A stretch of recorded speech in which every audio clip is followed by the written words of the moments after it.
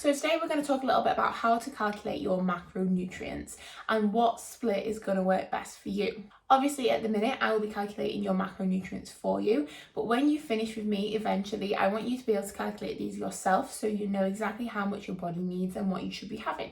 So there's three main macronutrients which I bang on to you about all the time. There are carbohydrate, fat and protein.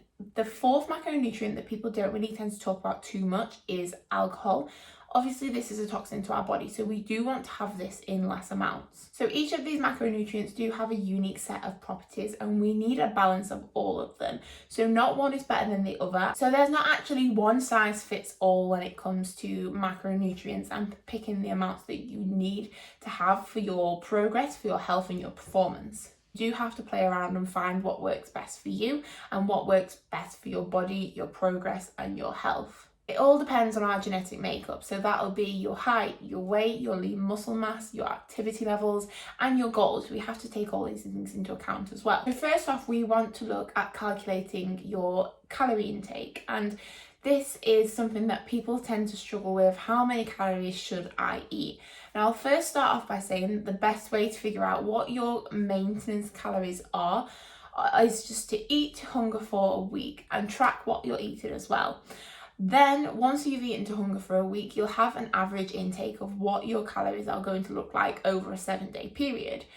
What I'd recommend is getting weighed before and after so that you can see whether you have maintained weight, maybe you've lost weight or whether you've gained weight.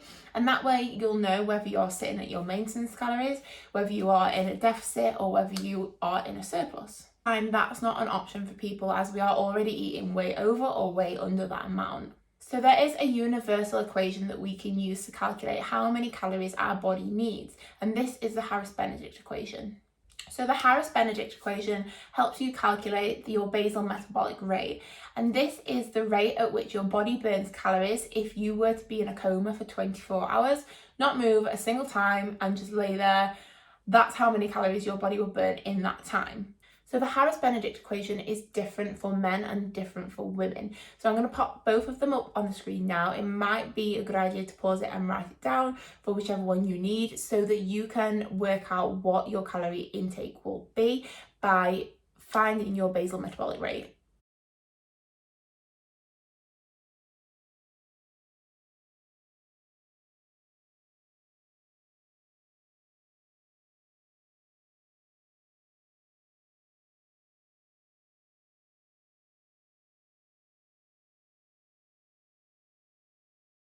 So then we need to multiply this amount by your physical activity level. And there is a list of physical activity levels that you can use to decide whether you need to be at the higher end of the scale or at the lower end of the scale. So your physical activity levels vary from sedentary to very active, and on the lower end of the scale is your sedentary level, where we are not really moving very much, not really doing any exercise, not really doing any walking. Say for example someone who works in an office and sits at a desk for the majority of the day and they don't do any exercise. On the other end of your scale you've got a very active, and this is going to be people who are training hard 6 or 7 times a week. It might even be 2 times a day. They're going for a lot of walks, or they have a very high demanding job in terms of energy output. So this could be people like your builders who are also going to the gym and training as well.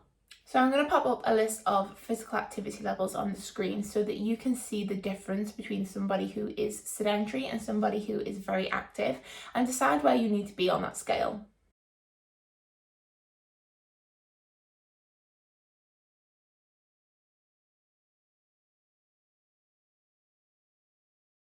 So once you've found that basal metabolic rate, we can then move on to finding your total daily energy expenditure. And to do this, we need your basal metabolic rate, and we're going to multiply it by your physical activity levels. So I'm going to put up on the screen an example of how you can go from finding your basal metabolic rate to having your total daily energy expenditure. And I'm going to use some average stats, which I'll pop on the screen as well.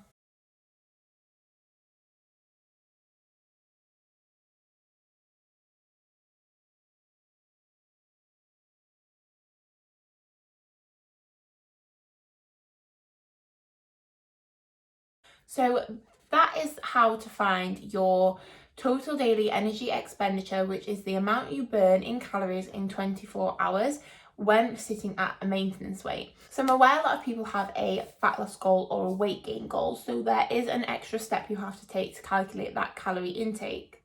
So for either fat loss or for weight gain, you need to either take away for fat loss or add on for weight gain between 5 and 20% of your total daily energy expenditure. So for example, if you are looking to lose some fat, you need to find your maintenance calories, which is your total daily energy expenditure, and take away 5%. Now I say 5% because this is a less aggressive start, and you may start to see differences in your body weight just from a 5% change. Some people do need a more aggressive approach, but I would say move through this gradually so that you're not going all in the deep end straight away. So start with 5% and slowly reduce your calories until you get that 20% mark. And it goes the same for weight gain as well. You can start with increasing by 5% and then slowly increase up to that 20% mark. Steady is always better in every aspect. So no matter what you do, don't make huge chops and changes to your calories. Do it slow and steady to give your body time to adapt to the difference. Once you've worked out your maintenance calories, you can then look at trying to figure out what your macronutrient split should be and how much you need of each macronutrient. The most talked about macronutrient for health and performance and physique goals is protein, and I would say that this is probably the one that you want to work out first, the one that you want to make sure you have enough calories to hit. The recommended intake for protein is between 0.8 and 1.4 grams per pound of body weight. 0.8 is going to be for those who are new to exercise and training. For people who generally just go to the gym and don't really have too much experience in terms of nutrition or haven't eaten to a specific protein goal before. The majority of people that I work with will be between 0.8 and 1 grams per pound of body weight. Your 1.4 is to the higher end of the scale. So this is for people training 7 days a week, sometimes twice a day. Not everyone really needs that high intake of protein because you'll just find that you end up going to the toilet a lot more, which is not what anyone wants. So you're going to need your body weight for this in pounds, and we're going to times 0.8, which is the lower end of the protein intake recommendation, by your body weight in pounds. From there, we know that protein has 4 calories per gram. So for example, if we're having 120 grams of protein, you'll need to times this by 4 to figure out how many calories from protein you are having per day. I'm going to pop an example on the screen of an average female. We use the same female as before, and we're going to work out how many calories of her total daily energy expenditure intake she needs from protein.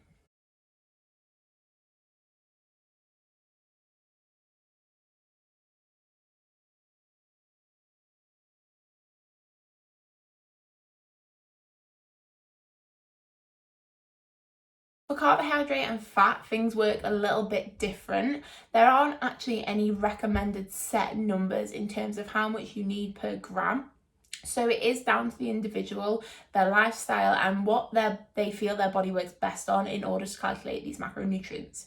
So for carbohydrate intake, it's recommended that we have between 40 to 65% of our daily intake from carbohydrate.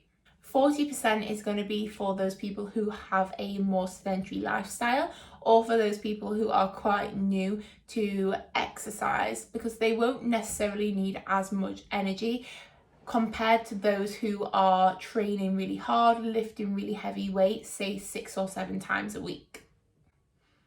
These type of people are going to be at the higher end of the scale and need more towards the 65% mark. For example, you were having 2,000 calories a day. If we're going to go bang in the middle and go for 50% of our intake from carbohydrates, you would take your 2,000 calories and divide it in half to find out what 50% would be.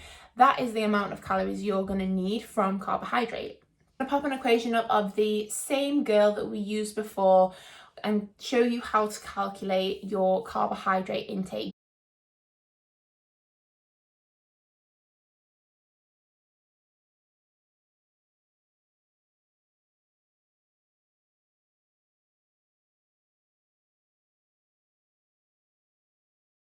Now, like I said before, there is no one size fits all, so you do have to play around with what percentages work best for you, and nothing's set in stone. You don't have to decide your macronutrients and use them forever. You can change them and figure out how your body responds best. I recommend changing them every week because it does take time to adapt to these changes, so you do have to give your body a little bit of time to get used to the differences and see how it works from there. Like, nothing happens overnight. So then you're going to have a leftover macronutrient of fat, but you're also going to have a chunk of leftover calories after using your carbohydrate calories and your protein calories. Now add together your carbohydrate calories and your protein calories and subtract this from your total daily energy expenditure to find out how many calories you have left. For example, you have 520 calories left to eat from fat per day. We then need to divide this by 9 because there's 9 calories per gram of fat to figure out how many grams of fat we're going to actually be having. Using the same equation as before, I'm going to pop up on the screen how to figure out how many grams of fat per day you will be having using the same female with the same stats.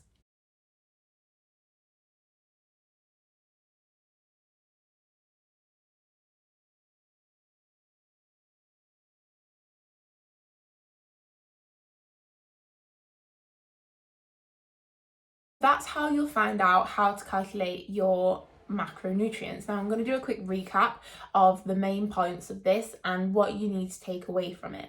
Please remember that there is no one size fits all. Your macronutrient split that you calculate the first time may not work for you.